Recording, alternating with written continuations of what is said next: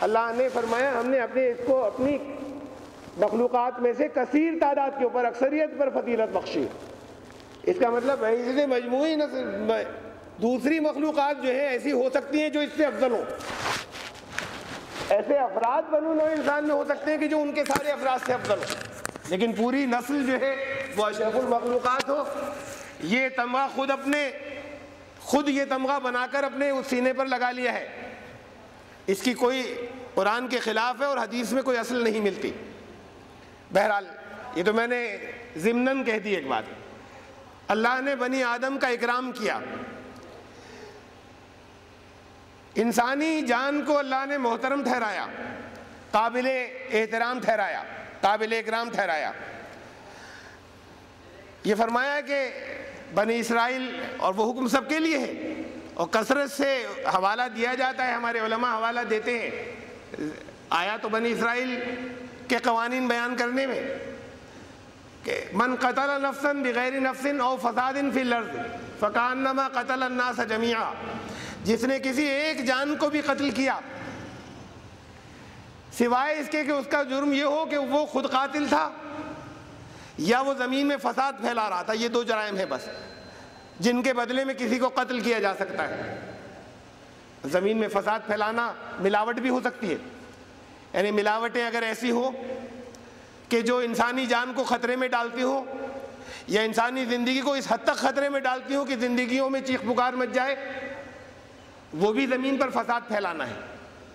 زمین پر فساد پھیلانا یہ بھی ہے کہ معاشرہ کہیں اس کے اندر، معاشرے کے اندر اصلاح ہو چکی ہو اور اس کے بعد پھر اس کے اندر کچھ لوگ بگاڑ پر آمادہ ہو جائیں، وہ بھی فساد قرآن کہتا ہے اسے. لا تفسدوا فی الارض بعد اصلاحها.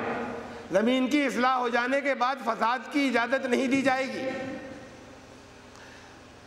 یہ الفاظ حکیموں نے بھی مستعار لیے. حکمت قرآن کا لفظ ہے.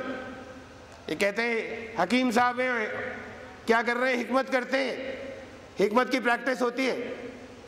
تو ان کے یہاں وہ جو انہوں نے حکمت لی تو یہ قرآن کی اصطلاحیں بھی لیں. خون میں فساد ہو گیا، اصلاح کی ضرورت ہے. معدے میں فساد ہو گیا، یعنی توازن بگڑ گیا، اس توازن کے بعد اس کی اصلاح کی ضرورت ہے، توازن دوبارہ قائم کرنے کی. لیکن زمین پر ایک مرتبہ اصلاح ہو جائے، مکمل ہو جائے، تو قرآن کہتا ہے اب اجازت فساد پھیلانے کی نہیں دی جائے گی، اور فسادیوں کی سزا قتل ہے. تو فساد کا مطلب خالی یہی نہیں ہے کہ کوئی فرقہ وارانہ تعصب پھیلا رہا ہو، اسے فساد کہتے ہیں. اگر معاشرے کی اصلاح ہو چکی ہے اور اس کے بعد کوئی غلط عقائد اس طریقے سے پھیلا رہا ہے کہ وہ شر پھیلتا چلا جا رہا ہے، تو اس فساد کو روکا جائے گا اور سزا اس کو قتل تک کی دی جا سکتی ہے. تو زمین میں فساد پھیلایا ہو، اگر ملاوٹیں اس طرح کی ہیں کہ نقلی دوائیں بیچنے لگے لوگ، اب یہاں تو خالی دواؤں کے اندر ملاوٹ کی اور نقلی دوائیں بیچنے لگے، لیکن لوگوں کی جانیں جو علم میں نہیں آئی، کن کن لوگوں کی جانیں خطرے میں پڑ گئیں اور بہت سی جانیں چلی گئیں، اس کے لیے سزائے موت ہونی چاہیے. اگر ملاوٹیں اس طرح کی ہیں کہ زندگیاں مستقل پرماننٹ لیول کے اوپر، یعنی مستقل اس سے ڈیمیج ہوتی چلی جا رہی ہے صحت بڑی تعداد کی، تو وہ بھی فساد ہے اور سزائے موت ہونی چاہیے. تو قرآن نے کہا ہے کہ یہ دو جرائم ہیں کہ اس نے کسی کا قتل کیا ہو یا زمین میں فساد پھیلایا ہو. اس کے علاوہ کسی کو اجازت نہیں ہے، کسی ایک بھی انسانی جان کو اسے اللہ نے محترم ٹھہرایا ہے کہ انہیں قتل کیا جائے. ساری انسانیت کا قتل ہو جائے گا اگر ایک انسان کو بھی قتل کیا جائے گا. اگر ایک انسان کو زندگی بخشی تو ایسا ہے جیسے تمام انسانیت کو جلا بخشی اور زندگی بخشی. تو اسی لیے قصاص جو ہے اس کا قانون مقرر کیا کہ مجرموں کا تعاقب کیا جائے. یہ معاشرے کی، سوسائٹی کی، اسٹیٹ کی ذمہ داری ہے کہ ان کو ان کے انجام تک پہنچا دیں. اب یہاں پر قصاص کا مطلب خالی یہی، قتل کے معاملے میں قصاص کا مطلب یہ لازمی طور پر نہیں ہے کہ کسی کو قتل ہی کر دیا جائے. قتل کے مجرم کو اس سے کم کی سزا بھی دی جا سکتی ہے. موٹے موٹے سے دو طرح کے قوانین ہیں، دو طرح کے کیس ہوتے ہیں قتل کے، دو قسمیں ہیں، ایک قتل عمد اور ایک قتل خطا. پھر ان کی اور بہت سی آگے قسمیں ہیں.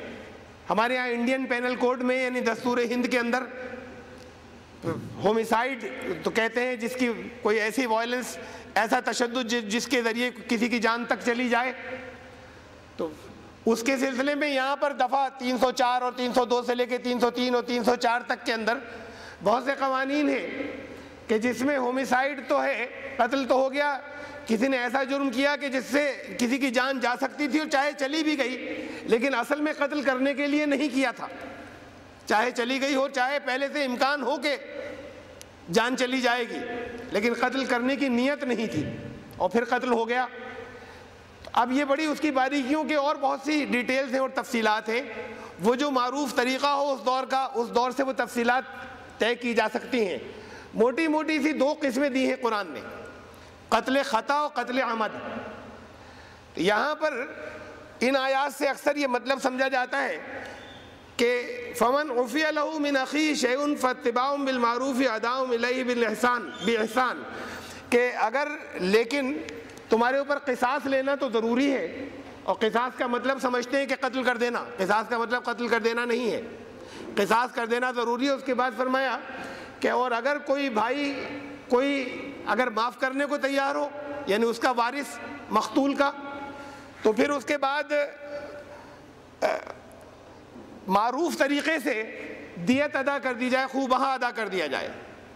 یہاں پر یہ غلط فہمی اکثر ہوئی ہے ان آیات کی تلاوت میں کہ اگر کسی نے کسی کا جان بوجھ کر قتل کر دیا، اس کے بعد بھی اگر کوئی وارث یہ کہے کہ ان کا وارث میت کا یا قریبی اعزہ اور رشتہ دار، اور وہ یہ کہیں کہ ہم دیت لینے پر راضی ہیں، کمپنسیشن لینے پر راضی ہیں، تو قرآن یہ کہہ رہا ہے، یہ غلط فہمی ہے، قرآن یہ کہہ رہا ہے کہ اسے تسلیم کر لیا جائے. ذالک تخفیف من ربکم، تمہارے رب کی طرف سے یہ تخفیف کی گئی ہے کہ اگر گھر والے یہ کہتے ہیں یا ورثہ یہ کہتے ہیں کہ ہم اس کی جان نہیں لینا چاہتے اور اس کے بدلے خوبہا دے دیا جائے تو خوبہا قبول کر لیا جائے. یہ آیت کا مطلب نہیں، قصاص کا مطلب ہی یہ نہیں ہے کہ قتل لازماً کر دیا جائے یا خوبہا دے دیا جائے. قصاص کا مطلب تو تعاقب کرنا اور پیچھا کرنا اور آخری انجام جو ضروری ہے وہاں تک پہنچا دینا. قرآن کریم نے ان دونوں چیزوں کے جیسے میں نے کہا کہ تفصیل رکھی ہے، دونوں کو قتل خطا اور قتل عمد، اور ان دونوں کو الگ الگ بیان کیا ہے سورہ نساء میں. سورہ نساء میں آیت نمبر ہے 93، جہاں پر اس کو الگ الگ اس کو بیان کیا. وما کان لمؤمن ان یقتل مؤمنا الا خطا، کوئی کسی ایمان لانے والے کا یہ کام نہیں ہے کہ وہ کسی دوسرے مومن کو قتل کر دے سوائے اس کے کہ اس سے خطا ہو گئی ہو، جان بوجھ کر نہ کیا ہو، اس نے قتل کا ارادہ نہیں تھا اور قتل ہو گیا. ومن قتل مؤمنا خطأ فتحریر رقبۃ مؤمنۃ ودیۃ مسلمۃ الی اہلہ الا ان یصدقوا. ہاں اگر کسی کا قتل ہو جائے اور کسی نے کسی مومن کو خطا سے غلطی سے قتل کر دیا تو پھر ایک غلام کو وہ آزاد کرے اور اس کے گھر والوں کو خوبہا دے، دیت دے.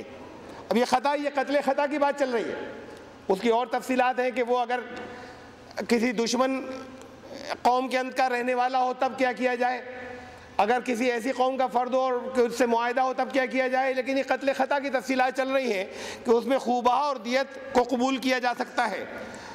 اس کے بعد فرمایا کہ وَمَن يَقْتُلُ مُؤْمِنًا مُتَعَمِّدًا فَجَزَاؤُهُ جَهَنَّمُ، لیکن اگر کسی نے کسی کو جان بوجھ کر قتل عمد کیا، متعمدن جان بوجھ کر قتل کر دیا، تو اس کی سزا جہنم ہے. یعنی اس کے لیے دیت والی بات نہیں آئی کہ اس کے گھر والے بھی اگر خوبہا لینے پر راضی ہو تو خوبہا دے دیا جائے. تو یہ بات واضح کر دی قرآن نے.